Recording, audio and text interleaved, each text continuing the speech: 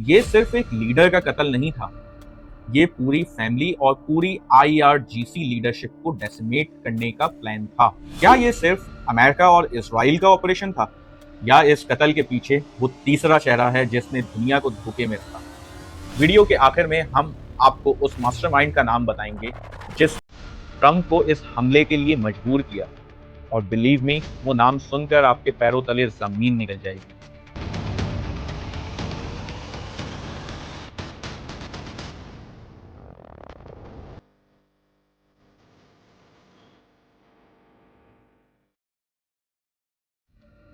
अस्सलामु अलैकुम।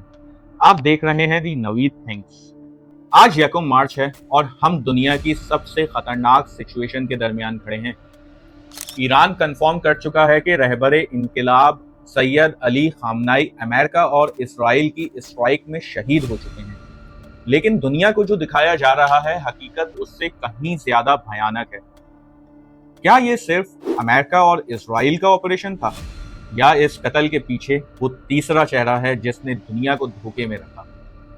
वो शख्स जिसने ईरान के साथ दोस्ती का नाटक तो किया और पर्दे के पीछे से मौत का परवाना भी साइन किया।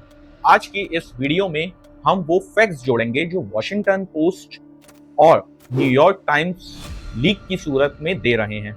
वीडियो के आखिर में हम आपको उस मास्टरमाइंड का नाम बताएंगे जिसने ट्रंप को इस हमले के लिए मजबूर किया, और बिलीव मी, वो नाम सुनकर आपके पैरों तले जमीन निकल जाएगी।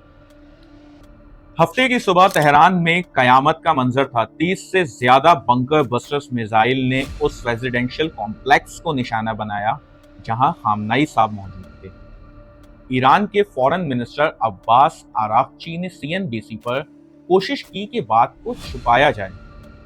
उन्होंने कहा कि लीडर महफूज हैं, लेकिन ये दुश्मन को कंफ्यूज करने की एक स्ट्रेटेजी थी। अब कंफर्म हो चुका है कि रहबरे मुअज्जम सैयद अली खामनाई साहब के साथ उनकी बहू, दामाद और पोते की भी शहादत हो चुकी है।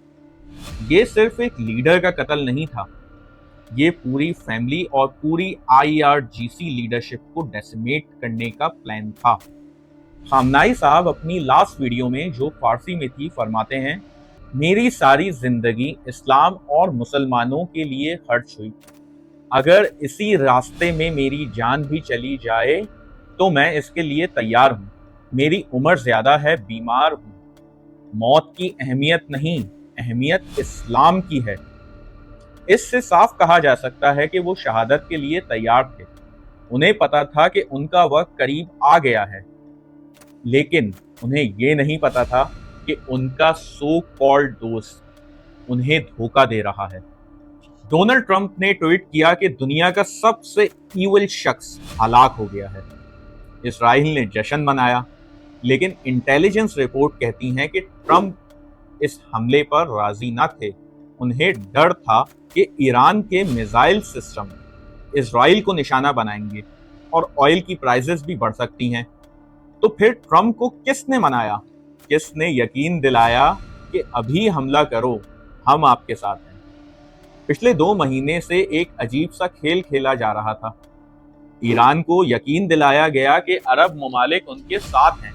टर्की ने तो साफ मना ही कर दिया था कि वो अपनी एयर स्पेस हमले के लिए नहीं देगा। लेकिन अरब ममालिक के बेसिस कुवैत, कतर, बहरीन और यूएई चुपचाप इस्तेमाल हुए। और इस पूरे कोऑर्डिनेशन के पीछे एक ऐसा शख्स था जो एक तरफ ईरान के साथ दोस्ती की बातें कर रहा था और दूसरी तरफ वॉशिंगटन में ट्रंप को हमले के लिए उकसा रहा था। इस शहादत का रिएक्शन इतना वायलेंट है कि दुनिया का निजाम रुक गया। दुनिया का 20% क्रूड ऑयल रुक गया। दुबई में यूएस मिलिट्री बेसेस और होटल्स पर ड्रोन स्ट्राइक्स हुई क्योंकि वहां वेस्टर्न ऑफिसर्स मौजूद थे। पाकिस्तान में सबसे सख्त वायलेंट रिएक्शन देखने में आया। कराची में अमेरिकन एम्बेसी पर मुजाहिरीन पहुंचे, पुलिस ने गोलियां चलाई, या जैसे सोशल मीडिया पर कहा जा रहा है, अमेरिकन मैरीन्स ने गोली चलाई, जिसके नतीजे में 8 से 10 नौजवान हलाक हो गए। एनालिस्ट के मुताबिक दुश्मन का गोल सिर्फ खामनाई साहब को हटाना नहीं था, असल गोल है ईरान को बैल्कनाइज करना। यानी उसे टुकड़े टुकड़े करना। वो चाहते हैं कि वहां अनार्की फैले और कोई ऐसा सॉफ्ट रिजीम आए जो अमेरिका और इजराइल के आगे घुटने टेक दे। शायद इसीलिए पहले तस्वीरें चलाई गईं कि ईरान में लोग आयतुल्ला की मौत पर नाच रहे हैं, लेकिन अब फुटेजेस आ चुकी हैं कि लाखों लोग सड़कों पर मातम कर रहे हैं। शियाइज्म में शहादत एक नया जज्बा पैदा करती है और ईरानी कौम मुत्तहिद हो गई है। अब हम उस सवाल की तरफ आते हैं जो आप सबके जहन में है। दुनिया ने देखा कि मिसाइल अमेरिका के थे, प्लान इजराइल का था, लेकिन इन दोनों को एक टेबल पर लाने वाला, डोनाल्ड ट्रंप की हेजिटेशन को खत्म करने वाला और ईरान को एक एग्जिस्टेंशियल थ्रेट करार देकर मौत की डील फाइनल करने वाला शख्स कोई और नहीं, मोहम्मद बिन सलमान। जी हां, the mastermind is Saudi crown prince Mohammed bin Salman. Washington Post की रिसेंट रिपोर्ट ने वो सच उगल दिया जिसने पूरी इस्लामिक दुनिया को शॉक करके रख दिया। रिपोर्ट के मुताबिक अमेरिकन प्रेसिडेंट डोनाल्ड ट्रंप इस हमले के लिए राजी नहीं थे। वो हेजिटेट कर रहे थे, लेकिन पिछले 2 महीने से मोहम्मद बिन सलमान और नेतन्याहू ने मिलकर ट्रंप को इस बात पर मजबूर किया, अगर ईरान की मिसाइल्स और न्यूक्लियर कैपेबिलिटी को डिस्ट्रॉय ना किया गया तो बात हाथ से निकल जाएगी। लेकिन सबसे चौंका देने वाली चीज सऊदी अरेबिया का वो ग्रेट डिसेप्शन यानी धोखा है जिसने ईरान को निशाना बनवाया। एक तरफ दुनिया के सामने MBS का पब्लिक स्टेटमेंट था कि हमारे ईरान के साथ ताल्लुकात बेहतरीन हैं और अमेरिका को हमला नहीं करना चाहिए।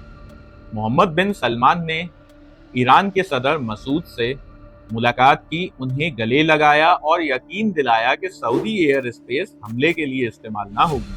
मगर पर्दे के पीछे कहानी बिल्कुल उलट थी। वॉशिंगटन पोस्ट दावा करता है कि MBS ने अमेरिका को सीक्रेट मैसेजेस भेजे कि अगर इस स्टेज पर हमला ना किया गया और ईरान की हुकूमत खत्म ना की गई तो ये अमेरिका की सबसे बड़ी शर्मिंदगी होगी। मोहम्मद बिन सलमान ने वो इंटेलिजेंस और वो ग्रीन लाइट दी जिसके बगैर ये ऑपरेशन मुमकिन ना था। एक इस्लामिक मुल्क के लीडर के खिलाफ इजराइल के साथ मिलकर वो घटिया साजिश रचने वाला चेहरा आज दुनिया के सामने बेनकाब हो चुका है। आयतुल्ला अली खामनाई साहब तो शहीद हो गए, लेकिन मोहम्मद बिन सलमान ने जो आग लगाई अब वो पूरे खित्ते को अपनी लपेट में लेगी। सवाल यह है कि क्या सऊदी अरब खुद को महफूज रखेगा? क्या ईरान इस ग्रेट डिसेप्शन का बदला लेगा? अपनी राय नीचे कमेंट्स में जरूर दें। वीडियो को शेयर करें ताकि ये हकीकत सब तक पहुंचाई जा सके और दुआओं में याद रखें। खुदा हाफिज।